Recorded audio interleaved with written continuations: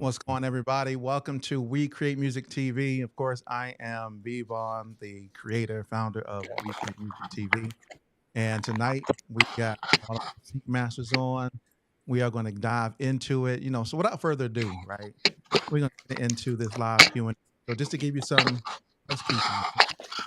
housekeeping, what's going to happen is that we're going to do some quick introductions, right? You're going to hear from each of the Sync Masters, kind of their background, and then we'll jump into the Q&A.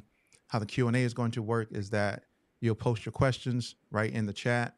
We'll read the question. We'll have one of the Sync Masters answer, and then another Sync Master is going to follow up with some additional insight. And we're just going to keep it rolling just like that. So make sure you have all your questions ready.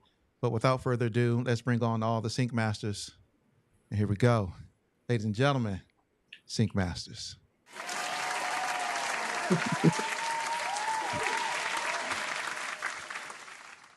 Good evening, everyone. Hey. Hey, good evening. Hey, good evening. Good Peace, evening. everyone. What's up? Peace. So look, first I got to say, I already said it off air, but I want to make sure I say thank you to each and every one of you for being part of this amazing series. We came out, shot it. Well, I came out, shot the whole thing, right? And it turned out fabulous. Every segment was insightful. Every segment was impactful, full of gems, full of knowledge from each and every one of you. But I do want to make sure I send the biggest shout out, the biggest thank you to the one and only Chris Vaughan, my son, the one who edited the entire series, right? I got to give it up for him.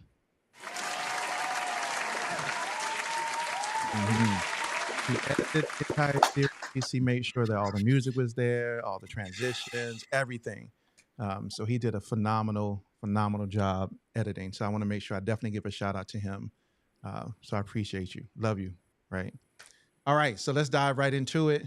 For those of you who are here with us, let's jump right into doing some introductions, and then we'll jump into the Q&A.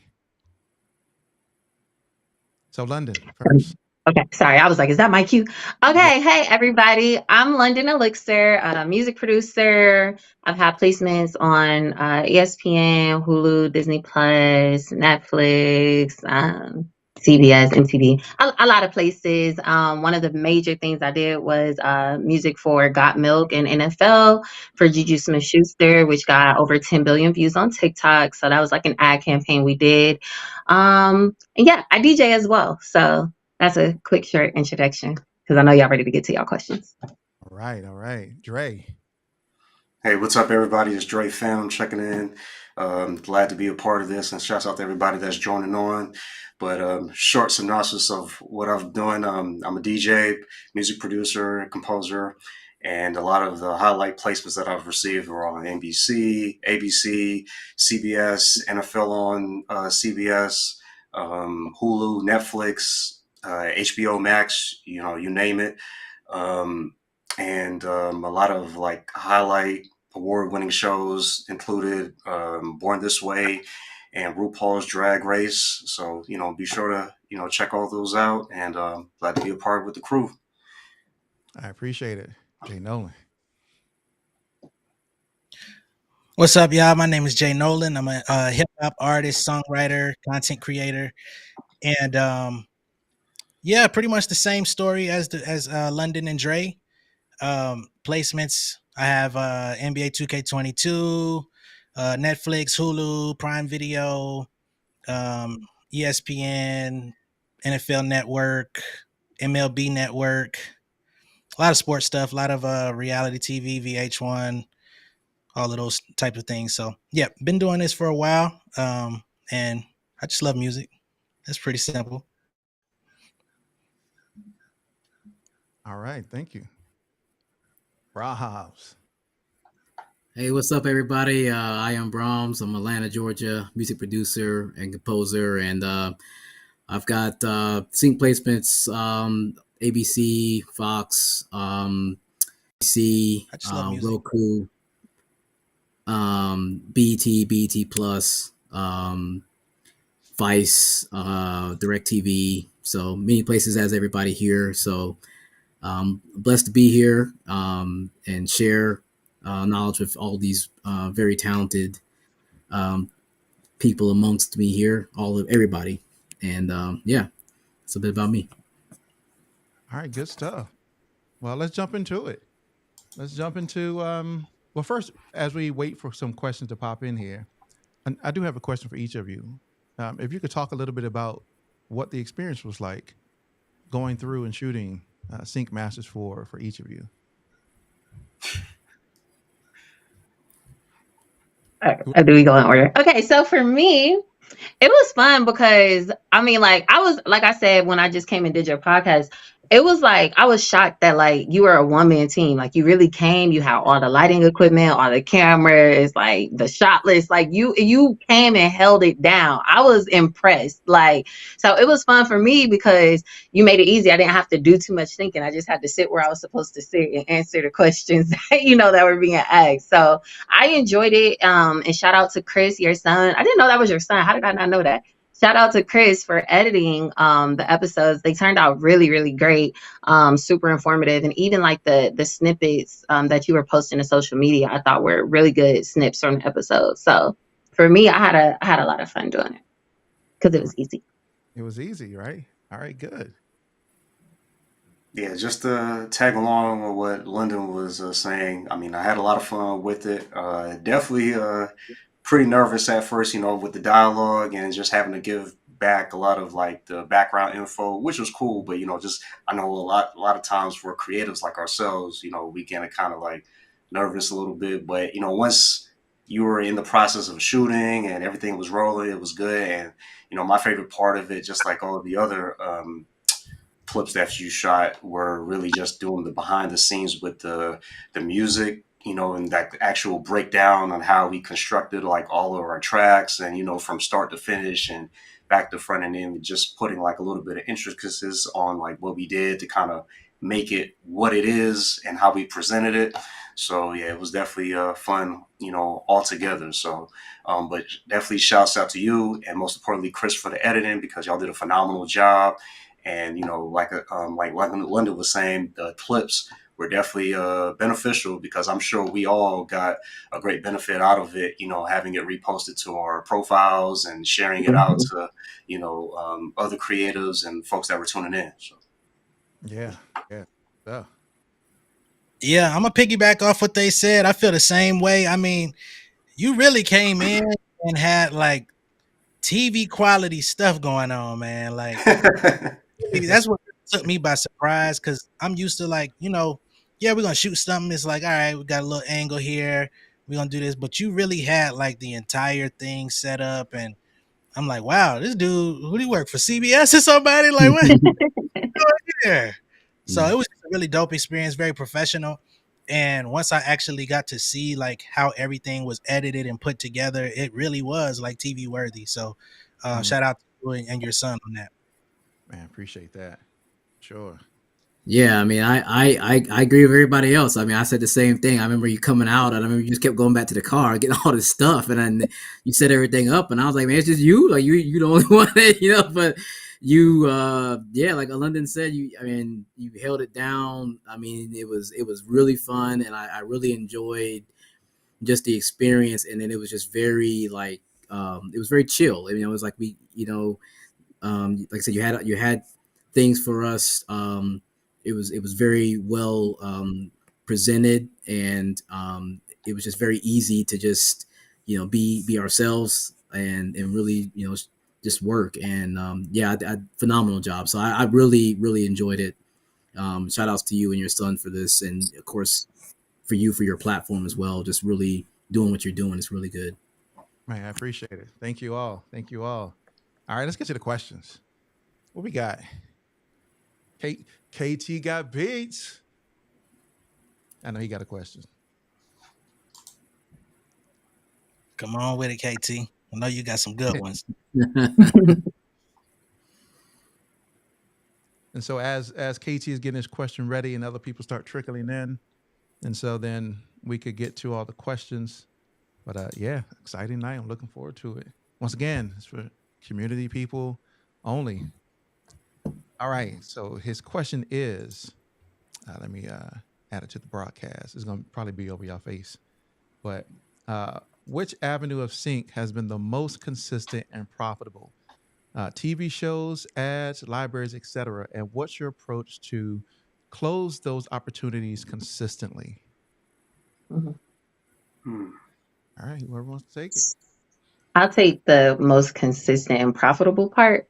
So, because they're two different answers to me. Like the most profitable ads by far, like it's not even close. Like if you could get commercials, like their budgets are huge.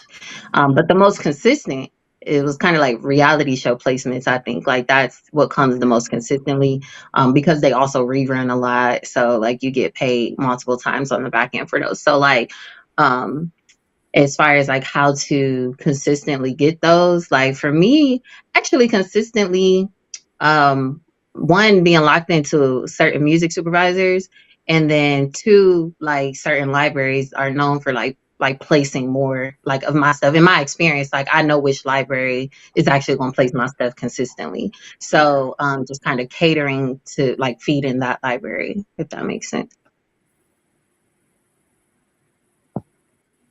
All right, good. Thanks, London. Anybody else got any input on the first part and or ready to take on the second part of that question? I Yeah, know. I mean, Go ahead. I was going to say, yeah, I would say I would agree. I think by far ads and our movie trailers or movies, those kinds of budgets are tend to be the largest that I've seen with briefs. But again, I do think, for me personally, the reality TV has been extremely consistent, and it's you know generally speaking, it's maybe the easiest barrier to entry to enter in, because they already have trusted relationships with supervisors or people that work in the production teams. So as long as London made a really good point about knowing which libraries work best for her with her music style, and that's kind of a big thing to think about with your music, is like what types of music do you feel most comfortable with, and which libraries really use a lot of that type of music. And I think if you work that avenue, you'll see a lot of your music being placed a lot of times multiple times in multiple episodes of like reality series and things like that. So that's what I would say. Yeah, and for me, as far as like most consistent, I have this song called Unstoppable that's with this publisher called SATV. And basically SATV is owned by Sky TV, which is the UK version of Comcast. Yep. So they keep placing this song like in everything. So it's like if there's a football situation going on, they're playing it there. If it's been played on NHL, it's been played on baseball, like all types of sports stuff. Every day I check my tune set, and it's like it's somewhere else. It's getting international play on some channels I've never even heard of. And I'm just like, wow, I can't believe this song is really getting placed like multiple times per day from this particular publisher, and it's because they're directly linked to the cable company. Mm. All right, good. Yeah, KT said that's helpful to confirm. Have had some recent success with ads and want to focus on those for the money, but need to continue building a base with TV shows. Yeah, all right, good stuff. For sure. Anything else? What other questions you got? Who else out there got a question? Bring them. Don't just watch and get information, but ask. Ask questions. A lot of times, sometimes people just like to sit back and participate, or just watch participating. So we'll see who asks another question. Um, if they don't ask too many questions, it's going to be a short night. Like, they better get some questions. And so, but sync. While we wait for someone to ask another question, but for me, sync has always been something that I played around with. I thought about getting into, but I know for me specifically, there is that what you just talked about, that consistency piece, and being able to when they come back to you and say, "Hey, we need some changes. We need this," being able to fulfill those requirements and those types of changes. And I know for me, that's probably my biggest struggle, is the time to go back and to do that and to make sure I submit it within a that time frame to get it back to them. So Mm. yeah, I think for me that's always been the reluctant part of getting into sync. I know Brandon or Brahms, he and I had that conversation before. Um, and I was like, man, sync is like the place to be. But I don't think, and maybe it's just me. Maybe you can answer that. Maybe that's a question. Um, is everybody built to be in the sync licensing space from a music creative perspective? I don't think Mm. so. Sometimes not from the gate. Sometimes not from the gate. Yeah. I think Yeah. the thing about like creatively you might have the talent, but it's like what you're talking about, like those deadlines and the business side and the professionalism, like that's what really makes you stand out in the sync world, being able to meet those deadlines, having your business in order, making sure there are no issues with your splits and things like that, like that you own your music, it's not a YouTube beat, like Yeah. that's where that's what the difference is in standing out in sync versus not making it in sync. It's really just all the other stuff. It's not whether the music is good, because everybody got good music these days. Like Mm-hmm. you Mm-hmm. stand out on the other stuff. Mm-hmm. Yeah, and I Yeah. think too. I think it's the patience because it's not like you're just gonna just get into it and all of a sudden like you're all in, you're full time and all that. It does take a lot of time to, if you're first starting out, just understanding, like learning how to structure the songs, learning, like researching libraries, researching where your music goes. You have to watch TV Mm-hmm. shows, all these kinds of things to get into it. And then like the payments, I mean, you get fees, you get upfront fees, you get back end fee, royalties, but just like how does that work in terms of like getting that? It can take time, and sometimes like I've talked to people and I was like, yeah, it might take you like a couple of years to like see like an actual payment. Like you might take you a Yeah. year to get something, a placement, and then from that it might take you another 9 months, because things, it's just how the business is, like London's saying. Mm-hmm. So I think that's one of the biggest things, my opinion, is all consistency, but also just the really patience, understanding how it works and being able to kind of endure that.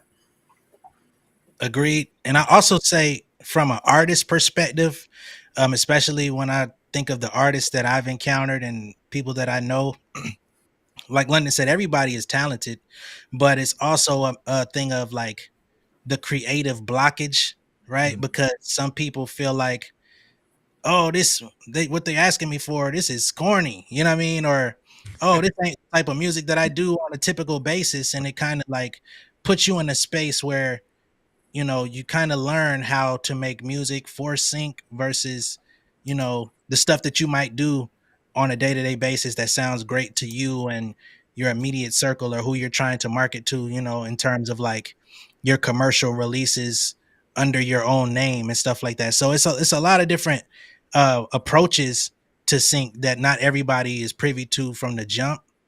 And that was a learning curve for me as well, because I came in, as somebody who was like a very hardcore, like I'm a rapper, you know what I'm saying? So it's like I want to go bar for bar, I want to make all these punchlines, and it's like, bro, chill, like make the song that's gonna be like tailored to what people can just vibe to. You may not even all them bars you're trying to put together, most likely it's gonna be the instrumental that gets played.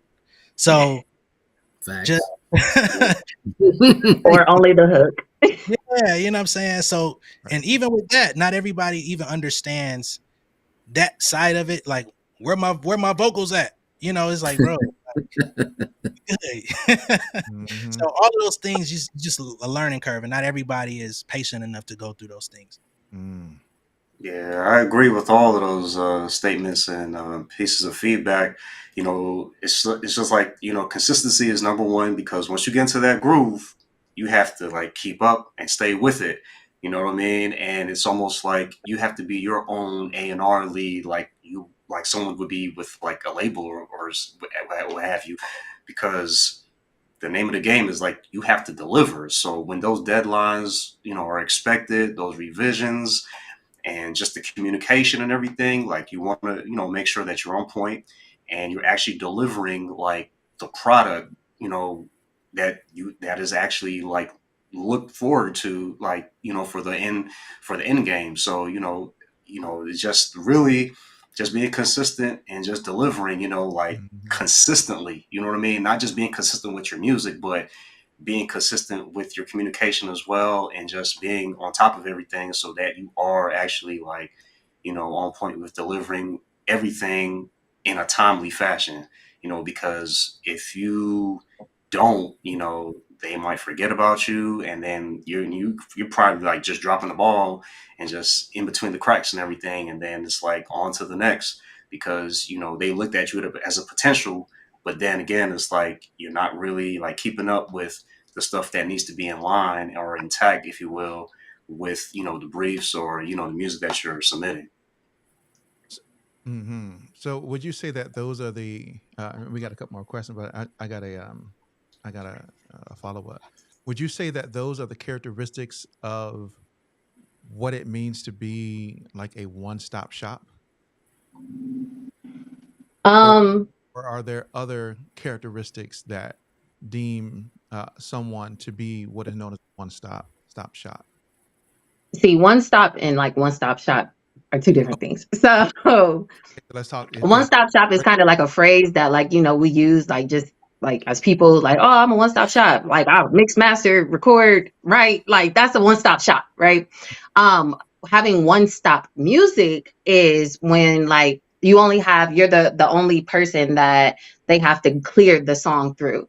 So what that means is, say me and Jay Nolan do a song together and we have a one stop agreement in place. That means that if Jay goes off and finds like a library that wants to put a non-exclusive library that wants to use our song, he Mhm. doesn't have to come back to me and ask for my permission, or they don't need a signature from me to get that song and use it, because that song is one stop through him. And same with me. Like I could go and place it somewhere non-exclusively and I don't have to be like, hey, like come back and get this signature. So the benefit of having one stop music in sync is that like you eliminate the steps that need to be taken in order for a music supervisor to use your song, which is attractive to them because it's like, okay, great, we don't have to wait on 5 signatures from everybody who is involved on creating this track.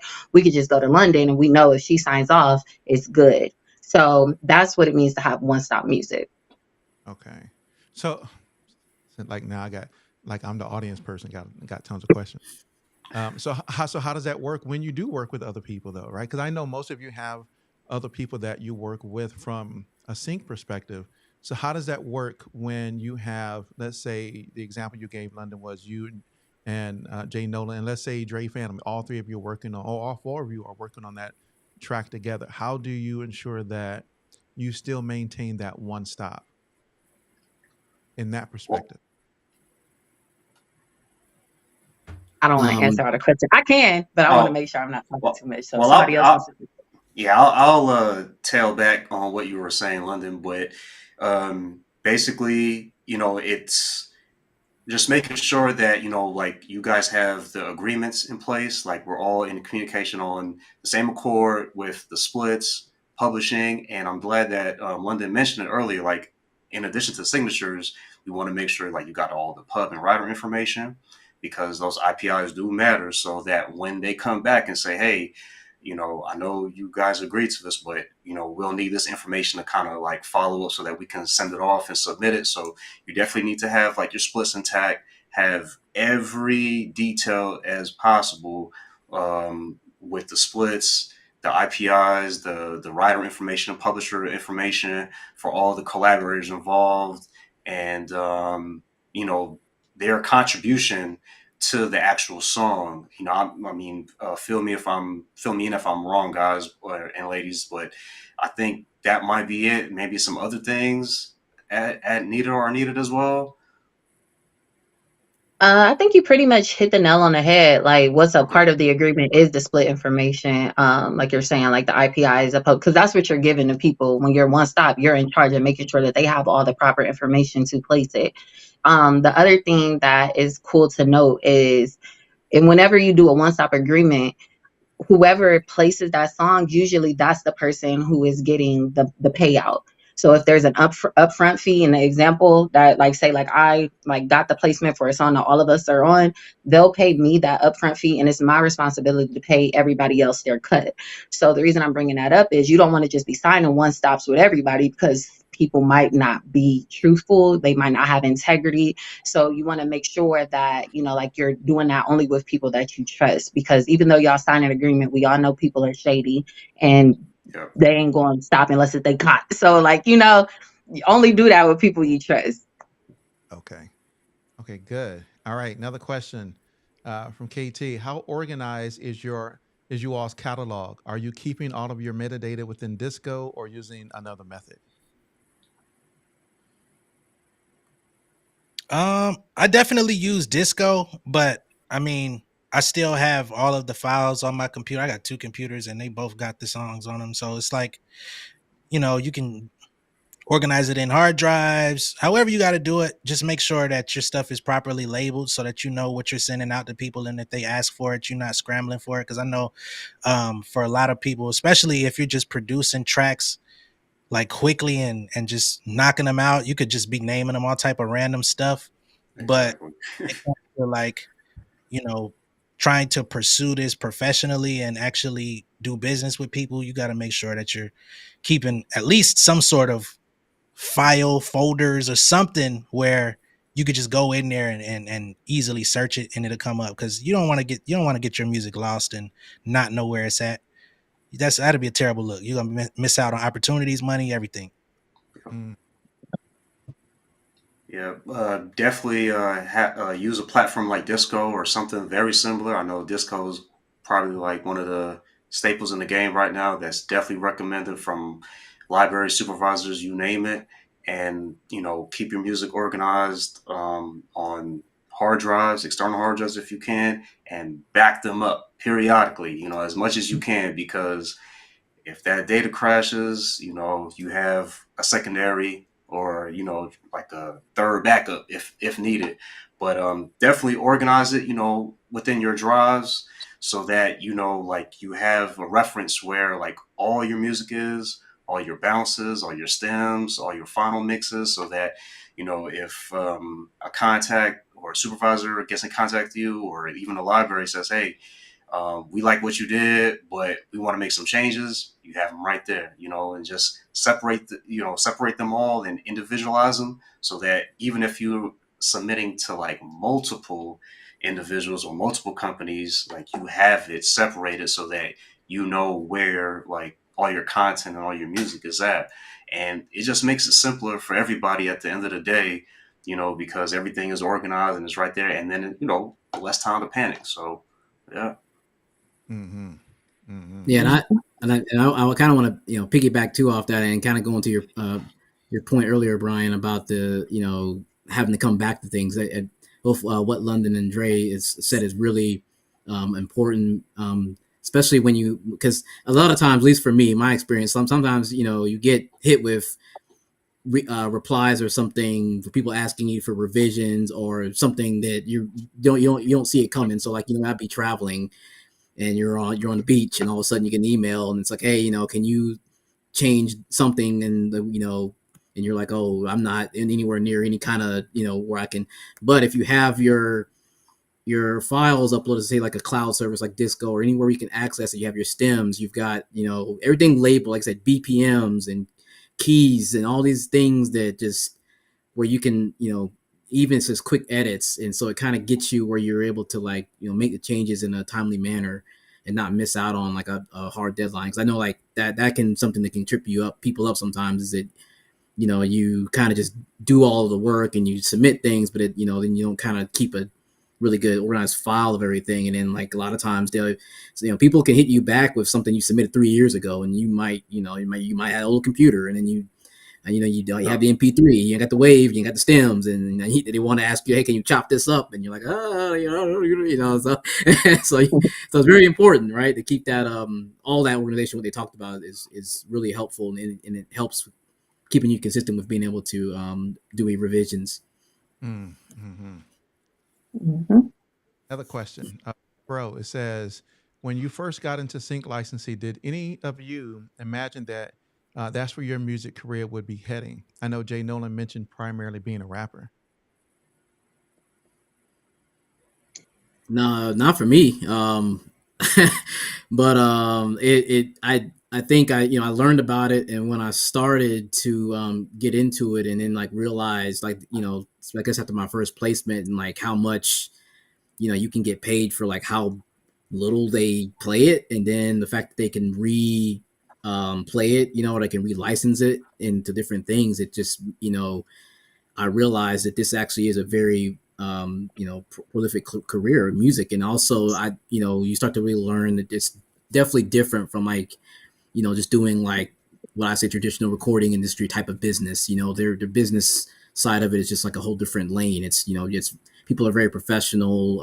There's strict deadlines. There's a lot of there's got to be a lot of tidiness and things in order that sort of for me makes it more comfortable to work in, knowing that I'm going to be signing contracts that like there's not going to be a lot of like okey dokes, like because you're dealing with Mhm. companies that are really professional in these big media industries. So I didn't see it. I personally didn't see it at the time when I first started, but I'm very happy that I did find the lane and chose to get into it.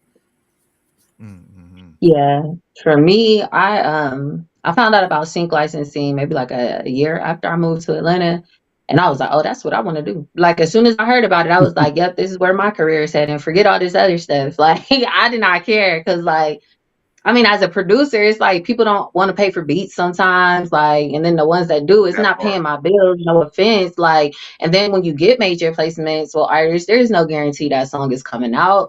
And even Mm-hmm. like, there's no guarantee it's making an album. Like, and like sometimes they'll only pay you if they use the record. So you just doing all of this work and like for what? Like on a maybe? I ain't had time for that. So when I found out I was sync and I have a corporate background. My degree is in computer science. So like I was working as a software engineer before I quit to do music full time. So like this feels more comfortable for me anyway, like contracts and like he's saying, like there's no gray areas. Like they use the song or they don't. And if they do, they pay you for it. And they have a deadline for when they need the music because the show has to come out. So you gonna know whether or not you got the placement relatively like in a reasonable amount of time. So to me, I knew. I was like, yep, I want to do sync licensing. Like I knew.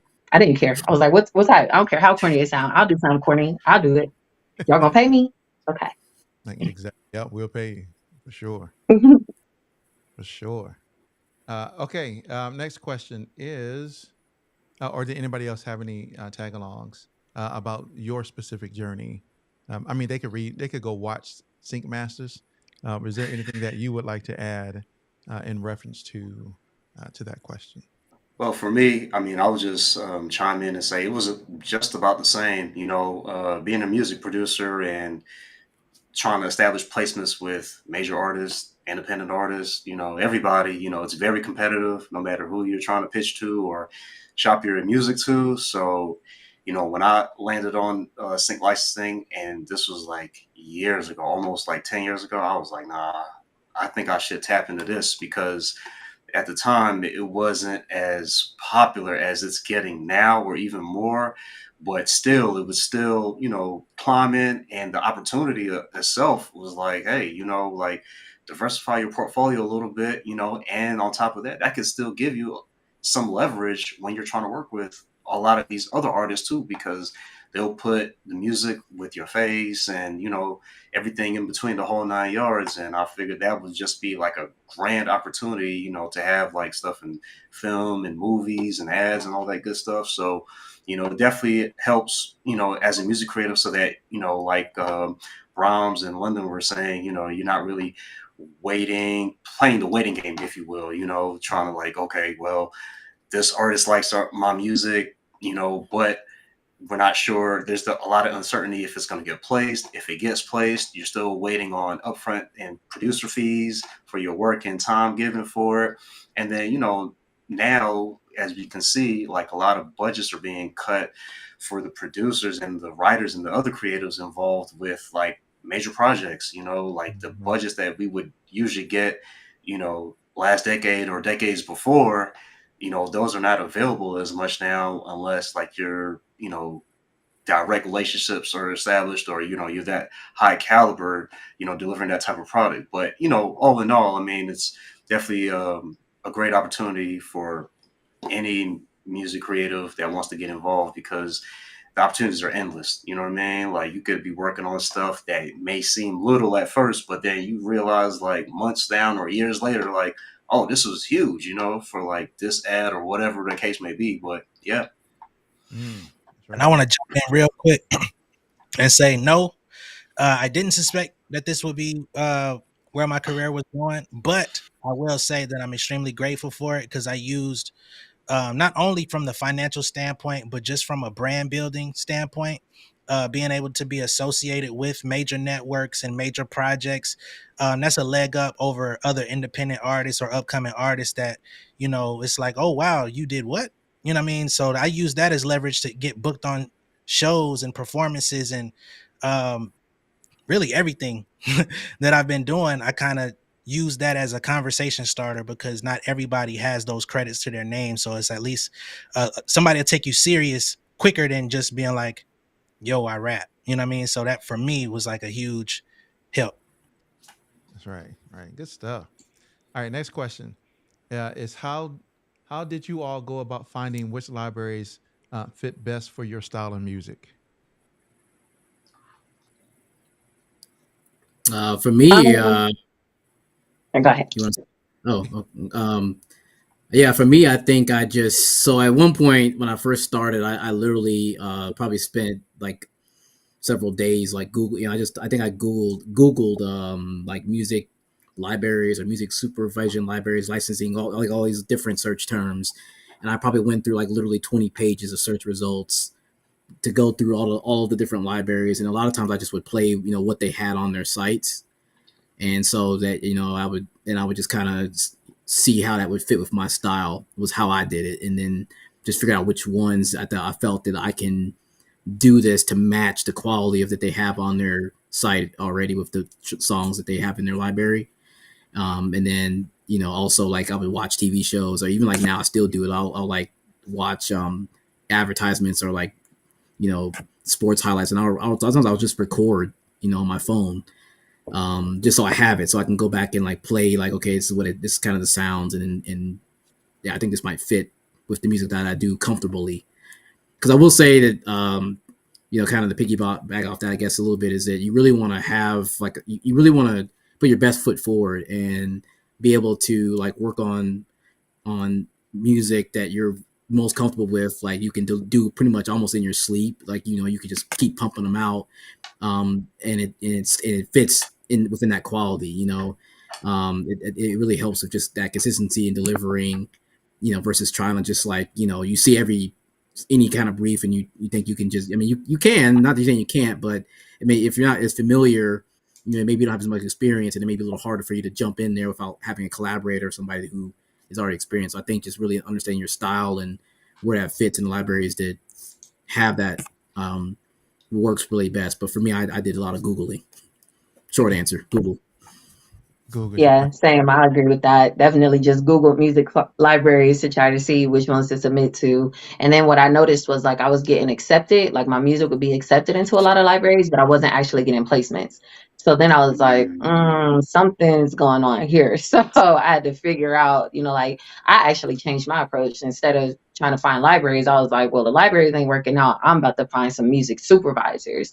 And that's actually how I started getting placements, was by directly connecting to the music suits. But then the writer's strike happened. So I was like, let me try libraries again. So I went back to libraries and music supervisors now, and I've been able to get placed with both. So as far as finding the libraries that work best for my music, I feel like trial and error is what I did after like the Google search and then getting accepted. I'm like, okay, well, like Crucial, for example, that one was kind of weird. I feel like I'm just now figuring out Crucial. I'm like, oh, I got what they like now. Like I understand what they like.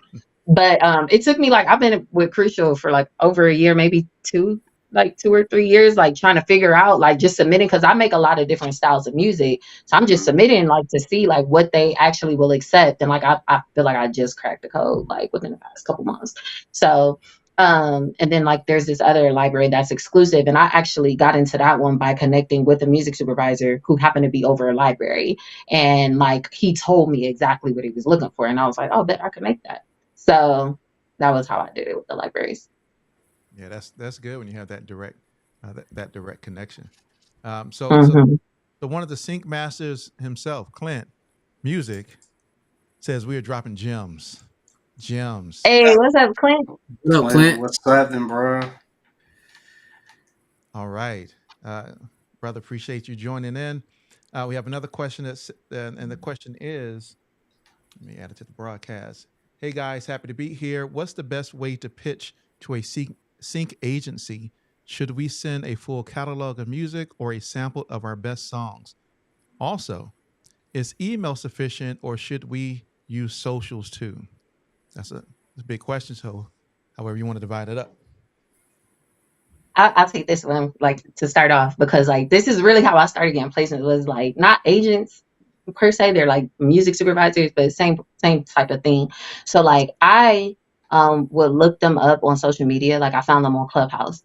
And then I would go to their social media and see if they were promoting anything. Usually they might have a website. Like if they work for a company, they'll have their website.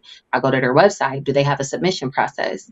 Oh, okay, well, it says to submit new songs, do it this way. And then you read and do what they ask you to do because a lot of people will just be like, oh, bet I'm going to send them some music. It's like, but they ask for a certain type of, like submit, they ask for 3 songs and a streamable link and you're sending attachments to the email. So like, you're already like, they're like, we don't want to work with you because you don't follow instructions. That So part. that's one way. If they didn't have a submission process, like, this is after doing research because like you could go to IMDb and see what other shows they've worked on and see if your music even fits. Because if not, don't waste their time because like you're trying to make yourself appear like you're helping them. You got something that they could use, not they're helping you.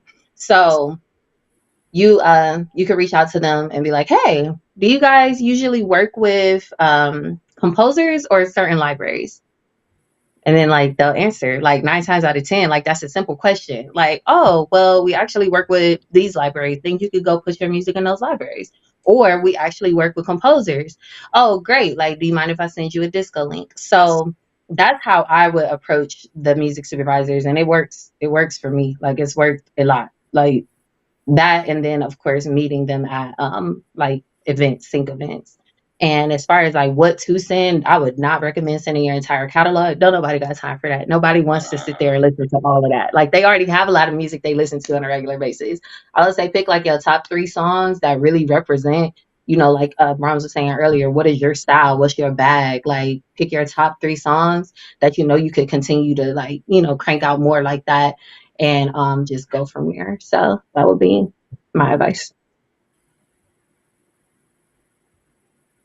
Yeah, and I think to London's point too, it's critical that you really research like what shows they've been working on and like what maybe they were gonna work on or what maybe projects if they're doing another season. So it kind of helps you and to pitch yourself to say, hey, I noticed you might be working on XYZ. Here's or am I, can I submit some music that may fit? You always kind of want to ask that before you just start dumping stuff because a lot of times they will tell you how they want it. They usually streamable or how many MP3, whatever the case may be. But it is, to Owen's point, very important to follow instructions and like really like ask like how they would like it because I know like I used to go on Clubhouse a lot too, and they're and a lot of the supervisors they would be on there and they would tell you specifically like how they would want it and what immediately would turn them off. Like if you do this and say, hey, da da da da, they'll just be like, I'm delete, immediately. So like they're very upfront about that. And so I think just the right approach, when you do your research and delivery. Mm-hmm. Does Clubhouse, does that still exist? Is that a platform still? Clubhouse? What's that? It's still out there. It's still out there? Yeah. Yeah.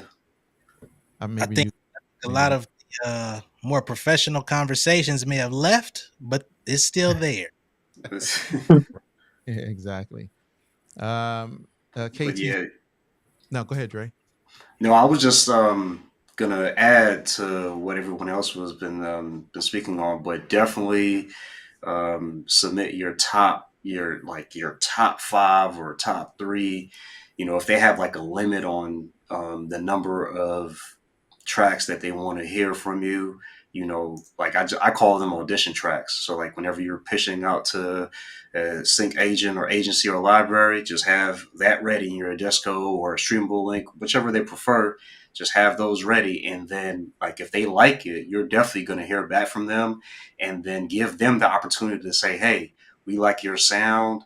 How can you send like a good batch of music?" They may ask for like 5, they may ask for 10, they may ask for a full album, something like that, and then develop the working relationship from there, and see where it goes. But once you're heading in that direction, and you're actually adhering to the instructions and what they're the feedback that they're giving back to you, then go for it. Mm-hmm. All right, good. Thank you. This was to one of London's responses just a while back from KT. Said same for him. After 20 years of that back and forth, I was like, it's time to move on. Mm-hmm. And Crow says, thanks all. Always interesting to hear about each of your journeys. And then now somebody actually has a question, but it's actually not even a sync. It's not a sync question. I'll pose it, and maybe there's some things you can probably chime in based upon your own personal experience. But this individual says, I have to make a big life decision about their career, and I'm really torn. Don't know what to do at all. I'm curious about your different experiences and perspectives on issues like that. Now, that's a big question, right? So in a nutshell, how do you approach making difficult decisions in your music career when you're faced with those decisions? And then, I guess that's the question. Whoever just may want to provide any type of insight. I'm gonna just put this out there. I'm very spiritual. So like we ain't making no decisions that ain't, spirit led over here, especially big life decisions. Like, so I don't know, like the person who posed the question, like I know in these spaces we don't always like speak about God, but like questions like that to me, like if you are a believer, I would say like really tap in and pray and like meditate on what you think that it is that God wants you to do. Because in my opinion, this is just, this is my opinion, but I believe it. God created you, and like, who better to tell you what you were created to do? Like, so to me, I would say like, whatever it is. I actually wrote a book about it. Little plug here. It's called PTO, Pray Time Off.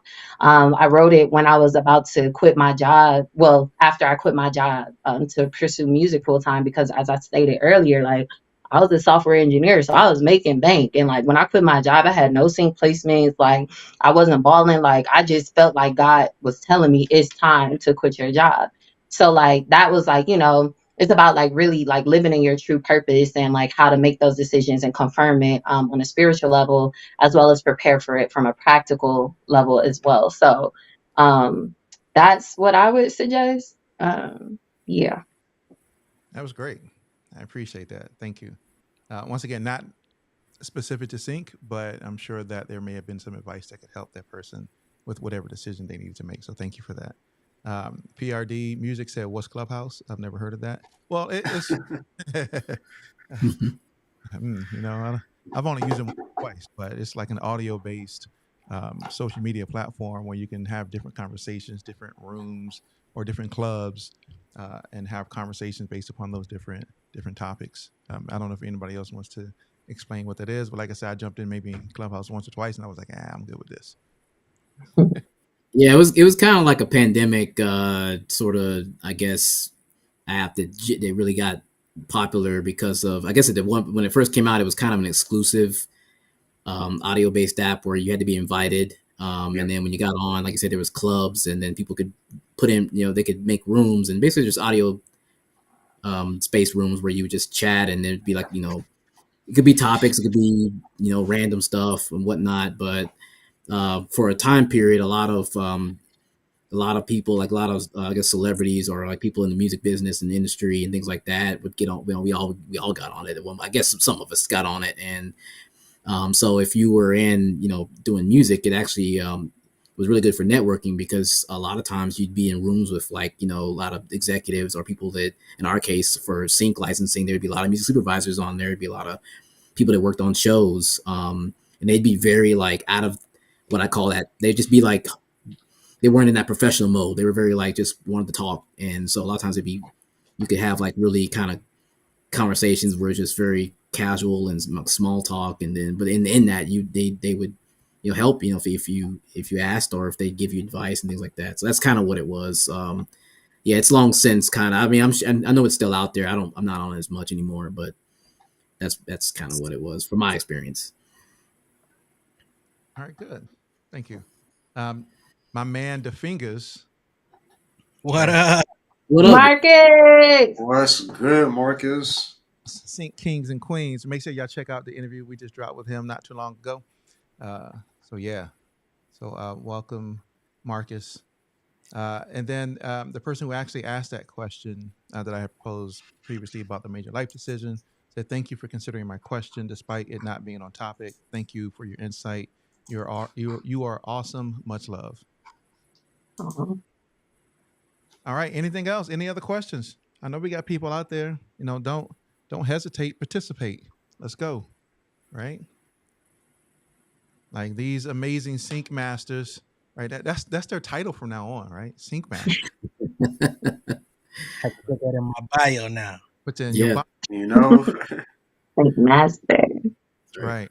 Sync masters. So Marcus says, "Yo, pleasure to have you here, brother. I know you don't have any sync questions, but I appreciate your participation. And we had a very insightful conversation with the fingers as well, just from his perspective and how he got into sync licensing, and just the things that he's done in that sync licensing space, especially from these type of events like this, and having those events at NAM. I was like, yeah, that's awesome. Like we need more of that. So kudos most definitely. to you, Marcus, for being a pioneer and doing that as well. And then of course here in Atlanta we have Sync Spotlight, which I know several of you on as well, sharing your knowledge in that platform. And yeah, hopefully these things will go on the road, and it turns into whatever it turns into from there. So, yeah. Mhm. Oh, so the fingers has a question. He says, "Are any of you using AI yet?" It's a good question. I haven't used it for any projects. I've played around with it a little bit here and there, but I haven't used it for anything on my end yet. Not to submit anything. Yeah, same here for me. Just been experimenting with it, but have not used it for any projects, sync related at all. That's a whole nother realm that, when that clearance is there, then, maybe, we can get some usage out of it. But, just to make sure that, relationships are intact, I am not ready to cross over that river just yet. Well said. That 100% agree with what you just said. Yeah. Right. So here's a follow-up question then. How do you see AI playing a role in sync licensing? How do you see it impacting the world of sync from that perspective? So I was just reading about a week ago an article on Billboard, and there was somebody who runs a pretty big publisher / library company that basically said they started their own AI company in case the demand gets too big that their catalog of artists can't seem to, I guess, fulfill. So they're basically they launched the AI company that can create music,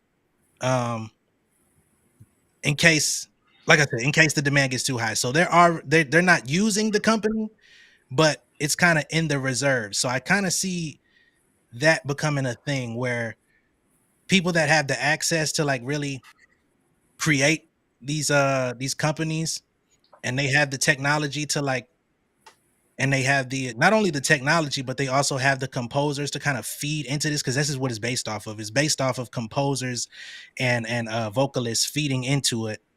And so I can see other people that may try to do that, but right now, even the person that was in the article they were saying that it's not something that they plan on actively using, but they're just getting their ducks in a row just in case. So I could kind of see eventually that kind of becoming a part of the frontier where we're starting to compete with the AI companies.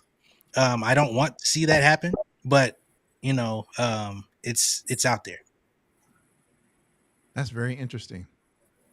Very Yeah, interesting yeah. I perspective. think right now they just like you all were saying, they got a lot of legal hurdles that, I mean, until they can really get that, I think it's going to be halted because you start talking about paying, who owns it and ownership and the role and all that kind of thing. So I think really till we get to that point, and I think I don't know right now, it doesn't seem like everybody is really willing to give AI a lot of freedom here. So I think it's a little crazy, but it's also not forward thinking either, right? I think it's still retroactive or retro from standpoint of what AI can generate. It's not as of yet. I'm sure it's getting there, but I think in certain spaces we might see it.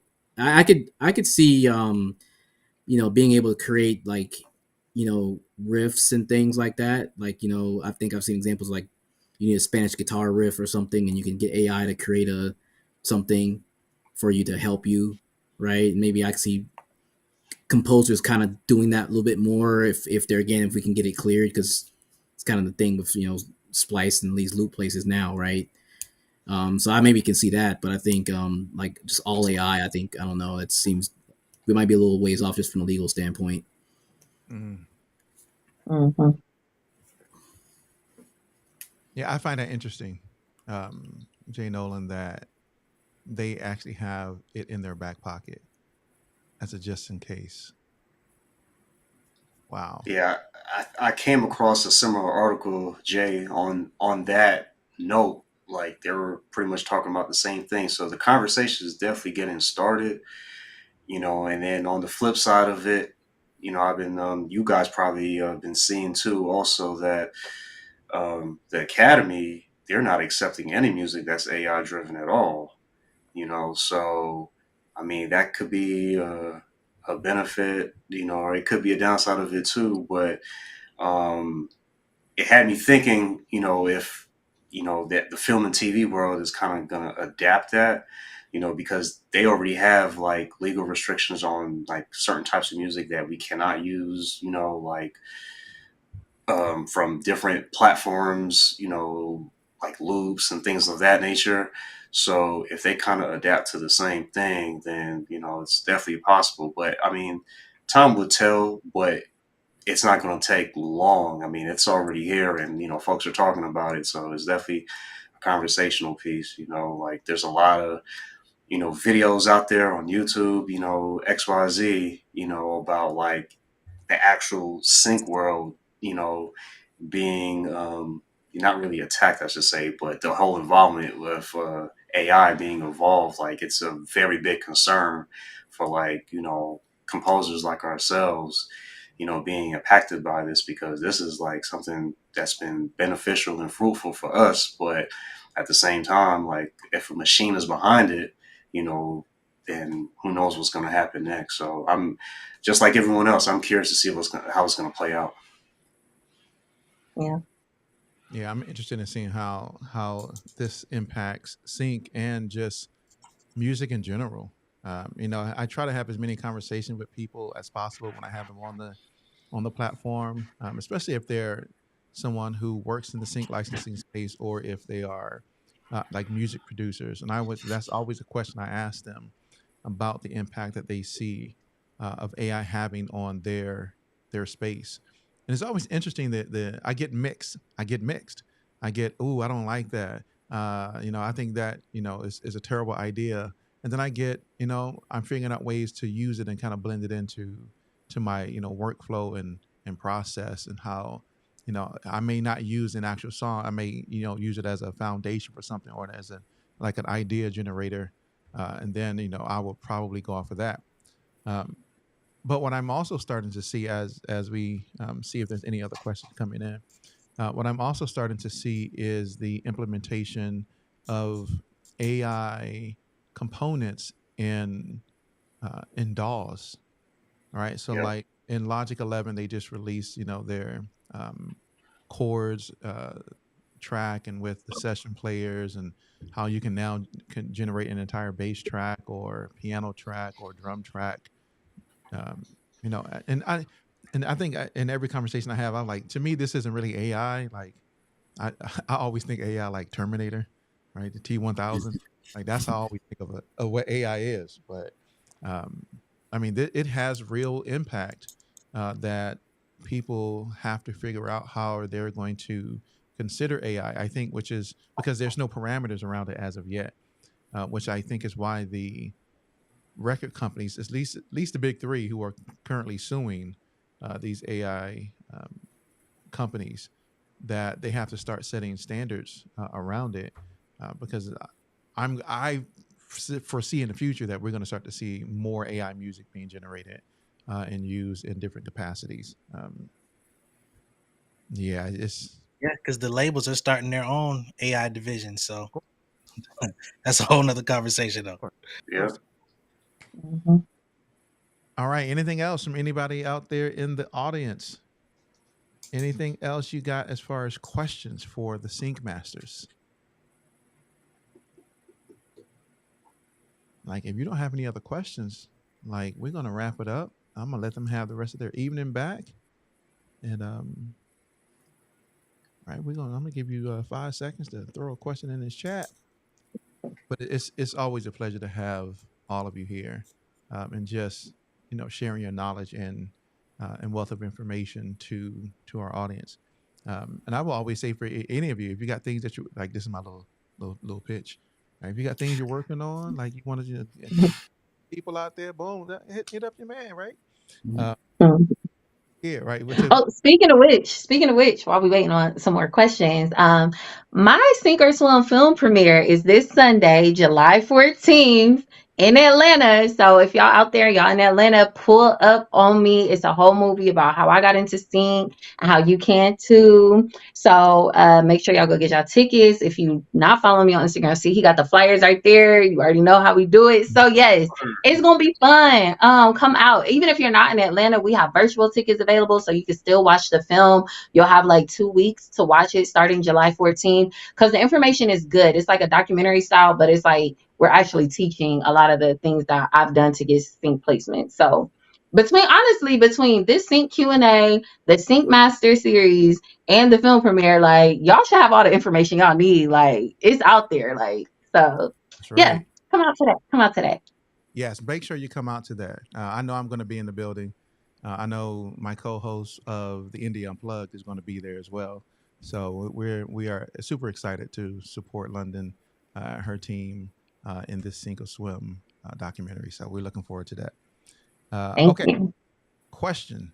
How? Let me throw it up on the screen. How do you all go about networking? Coming from someone with issues of anxiety and shyness, how would you advise someone like me to go about networking as a follow-up question? Mm. It's tough for Well, me to answer this one because I'm such a people person. So like networking comes easy to me because like people like my personality before they hear my music, so it makes it easier for them to want to listen to my music if that makes sense. So I don't know. I just be like, "Hi, how's your day?" Like I've made connections with music supervisors just off of like regular conversation. Like I remember one in particular. There's this company called Black and White, and Jim Malone is like over it, and she also works with like Whitney and another music supervisor. So Whitney was at this sync conference in Nashville. It was the film festival, Nashville Film Festival, and I had a one-on-one with her. And I just went in and we kikied, like literally the entire time, just kiki. We didn't talk about music at all. And before we knew it, time was up. But we had such a good conversation. I was like, girl, I'm gonna take your email down and send you some music, but this has been fun. Da, da, da. And like to this day, I get placements with her now. Like it's just because we like people, they're human. So what I would suggest to you is like tap into the fact that yes, they're music supervisors, but they're still human. Like, how would you talk to a regular person if you're trying to establish a relationship with them? Because that's what matters. Like the music, of course, but like they're human first. So that would be my advice. Like just keep that in mind. Like you're just trying to make a new friendship, you know? And for me, I'm a little bit more introverted. So for me, I'm gonna be honest. A lot of opportunities that I've gained over the last decade, if not more, has been from just being really good. I'm gonna be honest. People gravitate to talented people and want to work with them. And if you have that in your favor, put it on display. Don't be afraid to put yourself out there. So that's also another angle to look at it from too. Like, because a lot of creative people create, but then they keep it to themselves and keep it insulated. And you can have like the greatest thing you ever created, and you like, I don't know if I want people to hear it. I'll waste it. And it's like, man, you could probably recreate that in 10 minutes if you just locked in. So just let people know that you're out here, that you exist. For sure. Yeah, that's a great take on it. I would pretty much agree with both of you on that. Just I would say like use your passion as the motivation for your approach. When you're networking, you may be a little bit shy or have somewhat of anxiety, or like I said earlier, being a little bit introverted. It could be like that for a lot of creatives, myself included. So just think of your passion, your drive, and what you're aspiring, as your motivation to connect the network. And it's just like an interview. Once you start connecting and networking with different folks out there, it gets easier, at time after time. So just use that as your driving purpose, and you'll see how it lands, and it'll definitely be in a positive space for you. Look, I got a gem for you. So if you go to WeCreateMusic.tv, right, you click on Masterclass at the top. One of those masterclasses is how to network in the music industry, right? I get right. That's like 7 videos in there. I think 6. It's like 6 videos in there about networking in the music industry, like do's and don'ts, how you prepare, how you have the conversation, how you do what Dre just talked about, identify your passions and all that stuff. Go take a look at that masterclass because it's right in the community. So that's what I got. Tons of resources to take that masterclass, networking in the music industry. Yeah, and I think too, if you do have like issues with anxiety, like if anxiety is like large crowds or crowded spaces or things like that, it's like everybody's been saying, you can use even like social media to just like put your work out there, and you might can post like, yourself like in front of the camera, just people can get your personality, but it's just like, you can kind of do it in your own way where you can still feel comfortable, but like Jay said, that really they can see what you do, and like a lot of times they will gravitate. Like if it slaps, you're gonna get somebody that's like, and then just having the benefit of being able to like send email, especially in the sync music game, right? Like a lot of connections you can just do from online. You can just get on LinkedIn and all social maps and get the information and send emails back and forth. And like I probably haven't met half of the people I've connected with, to like get placements, but they work at the companies just from me, making that. So in that perspective, I mean, just you can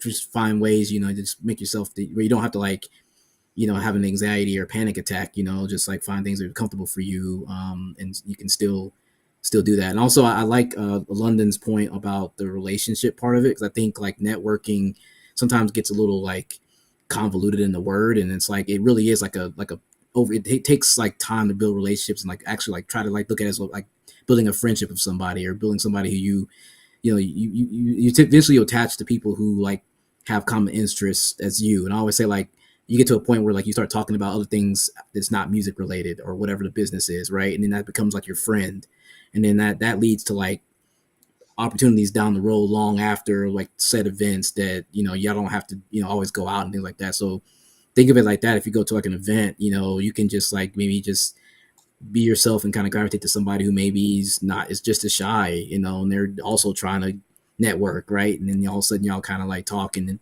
you can work out from there. So that's kind of how I look at it. Yeah, for sure. Yeah, thank you. Look, we got 15 minutes left. So there's a couple questions. So someone wants to know: are there any types of websites or different social medias and things like that to start with? Are there different places for them to go? One place to go is WeCreateMusic.tv. Right? I know I mentioned it, but that's probably like one of the places to go right there. They got this is going to be there. Sync masters is up there. Master classes are up there. That's my take. I'm always direct you to the community. So Yeah. I would say another good website for research purposes is tunefind.com. Yeah. Yep. It lists basically like you could go and search for a show and it'll tell you like the music that they used on every episode of the show. So that's a good idea, like a good way to search to see like if your music is a good fit, or if you like a show so much the next season is coming out, you could go see what music they use and try to make something similar to pitch for the next season. So TuneFind is a good one. IMDb, of course, to look up music supervisors. Again, it's a website. You type in the show or the movies, and then you go to cast and crew and look for who the music supervisor is. Then you find them on social media. It's a lot of back end research, but do it. It'll pay off. Jay mentioned earlier TuneSat, which is great for tracking your placements once you start to get them. There's another one called track.io. It's like TRQK, and they actually provide a little video. It's low quality, but it's good enough like for you to see where your song was used for tracking placement. So if you have music in libraries and you want to know like if they're getting placed, then like usually you could check one of those places to see.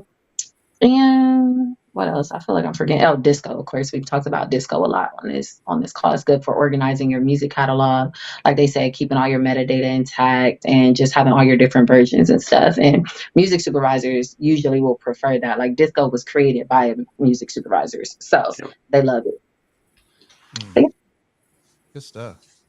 Are there music libraries, etc.? Are they looking only for music that has never been released? No, not always. Not always. Yeah, they go either way. Actually, yeah. They usually will say it. If it's a brief or something, a brief meaning like they're gonna ask for like they're needing certain music for a project, they'll say in this brief or that they don't want anything that's released yet, but it's not always the case. Mm-hmm. And then, what is the most popular genre for sync placements? Wow, that's loaded. I don't know, y'all. What y'all think? I would say like pop, hip hop, and R&B. I feel like I don't know. Last couple of years, it was like trap. What's it called? Like trap cinema or cinema trap, like the kind of like the cinema style trap that I feel like kind of really got emerged. And then I don't know. I still think it's a lot of hip hop and like really like pop, like I guess like feel good, like upbeat kind of up tempo, like groovy kind of tracks. Yeah. Still like really good for, like for ads and things like that. So that's kind of where I see it. And then, other stuff's kind of depending on the project, but I would say like hip hop, specifically like trap style or somewhere in that genre. And then like the up tempo, you can't go wrong with up tempo, like groovy, funky, like feel good, that always wins somewhere. Agreed. Yeah, for sure. Yeah, Marcus, we're talking about the networking. He said yes, go to events if you can, virtual and in person, right? And that's what a lot of people use Clubhouse for back then, was for networking.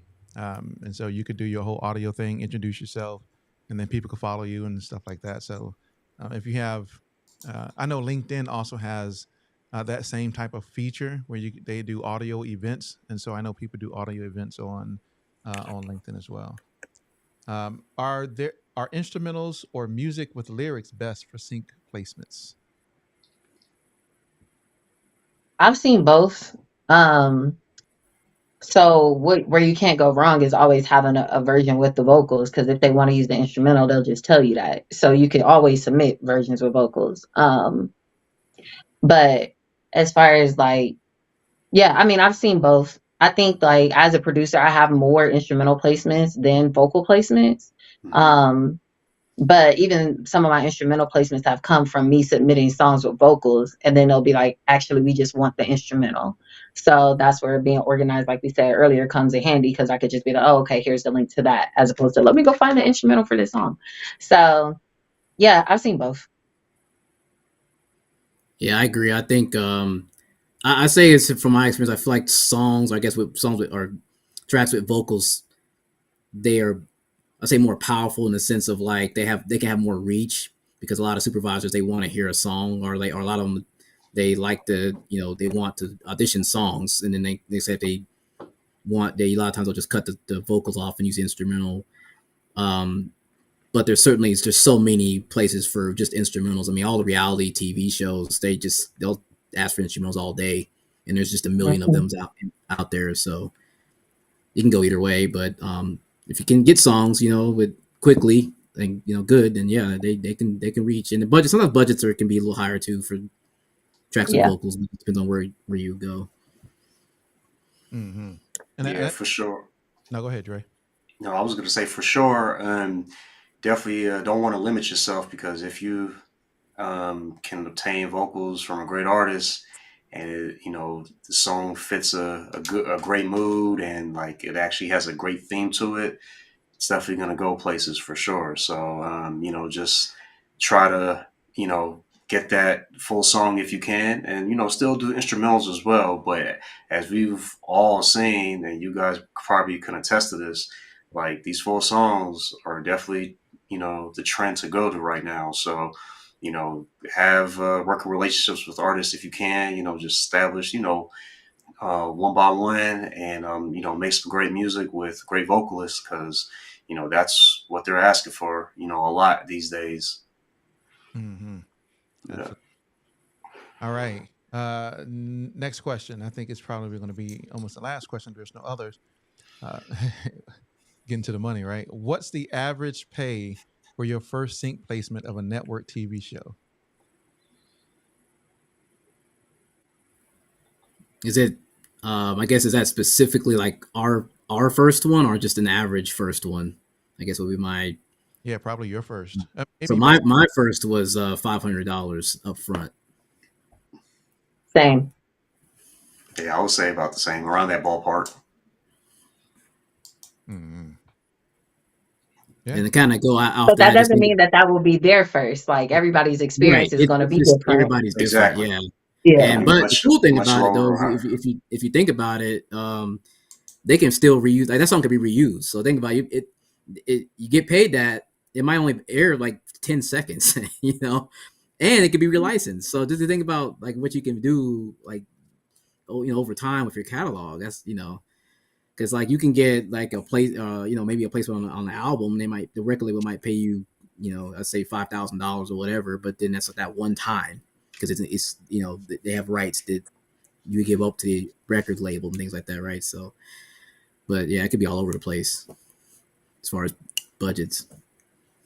Yeah, because like he's saying, you could relicense that same song. So you might have only got 500 the first time it was used. You could relicense it somewhere else and get 5,000 for the next use. So it's unlimited if it's not exclusive. Mm-hmm. For sure. And on top of that, if there's no upfront sync fees involved, you might collect a lot on the back end. Maybe not for the first. You may get, a few $100 or, a little amount. But for the first couple quarters, you'll probably see it add up, especially if there's a lot of replay value in there. So don't let the upfront sync fees, if it's not present at the time, don't let it discourage you because, you'll collect more back end. And then it still allows you, for more leverage for other opportunities to get upfront sync fees where they're present. Mm-hmm. Also, to throw this in there, when you speak of network TV shows, you got to understand there's a lot of different things that fall into that category. You have your traditional TV stuff. You got your streamers, which is still network TV because you got like the Paramount Plus and all of that type of stuff. But the budgets ain't always the same. You know what I'm saying? Like some stuff is like only for the digital division of like Peacock or, you know what I'm saying? All of this different type of stuff. It's a lot of different ways that it gets broken down. So to say an average pay is really tough because there's so many different pay structures based on where your music's going. Mm-hmm. Mm-hmm. That's true. Yeah. All right. Last question for the night is what sync placement would y'all say is the hardest to get? TV show or commercial? I guess for me, I would say commercials over TV shows because they're I guess it depends on that's a hard it can depend, but I mean with commercials I feel like there's just more, I guess, attention to detail of what it calls Yeah. for, and so Absolutely. it could just be a little harder, to really get what they're wanting, and of course it's competitive, so they're only going to take one out of whatever whoever's working on it, things like that. So I definitely think it's a lot harder just because it's you're really having to fit a certain feel or whatever that ad space calls for. Whereas Yeah. TV show, like I said, you can be in a library and they can just like grab it based off of genre and style, and it fits right in. Yeah, I agree with that. Commercials also have like more levels of approvals that they have to go through.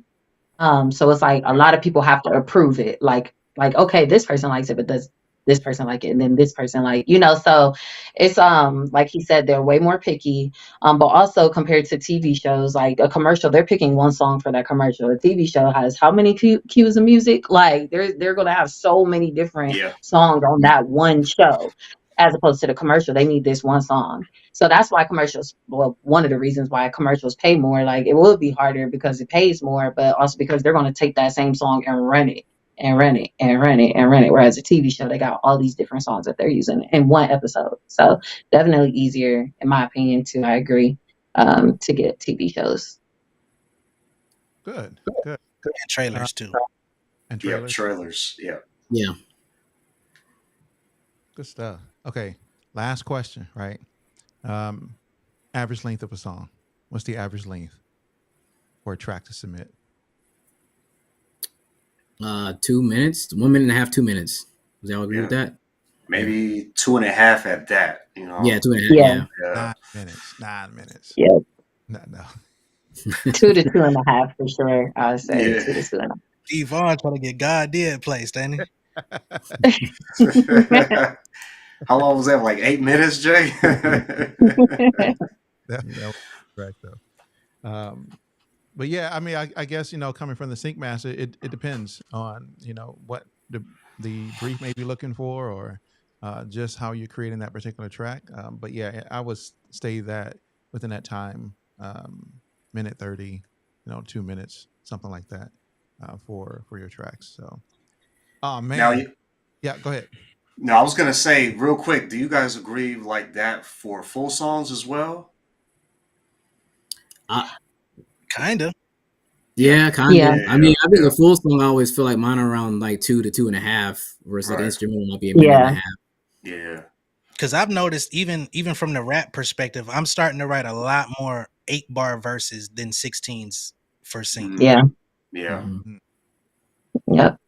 Agreed. Good. All right, ladies and gentlemen. Wow. It has been great. Sync Masters. It has been great to have all of you here to share your insight, your wisdom, your knowledge, and just taking the time out of your busy schedules, because you could be making music for sync. But taking time out of your busy schedules to be here to answer these questions and to culminate our Sync Master series. Once again, if you haven't seen it, go to wecreatemusic.tv. Make sure you check it out. You get to hear from each person, their journey, and they get to break down one of the tracks that they produced, and walk you through that process. And even in there, they can answer that question, like what's the length, right? Because I think I asked that question of you in that in the Sync Master series. But go check it out, wecreatemusic.tv. Please make sure to follow each and every person, so I have them shout out their socials so that you can connect with them as well. So London. Yes, London Elixir. Everything is spelled regular. LONDONELIXIR. That's my Instagram. So everything else is there. Like the link is in my bio for the film screening and for my book. Like for the person who asked the question about, the life decision, like links in my bio. Perfect. Good. Dre. Hey, what's up, everybody? Dre Phantom. You can find me at Dre Phantom, DREPHANTOM. That's my IG, Twitter, Facebook. Just replace the O with the 0, but you can find all my links and all the details in my bio on IG, and feel free to hit me up. Jay Yep. Nolan. For me, it's at Real J Nolan on everything. So RealJNolan, and it'll pull up. And Brahms. For me, it's I Am Brahms, IAMBRAHMS on everything. Just type in I Am Brahms, and you'll find me. That's right. And of course, we create music TV. Once again, thank you for tuning in to our Sync Masters live Q&A session. For the community members, it's going to be in the community, of course, for replay. Please make sure you go back and watch it. And that's it, ladies and gentlemen. Like we answered all the questions. Greatly appreciate the Sync Masters for being here once again. Make sure you tap in with them, check them out, follow their journey. But we're out. Thank you for attending. Peace. Bye, everybody.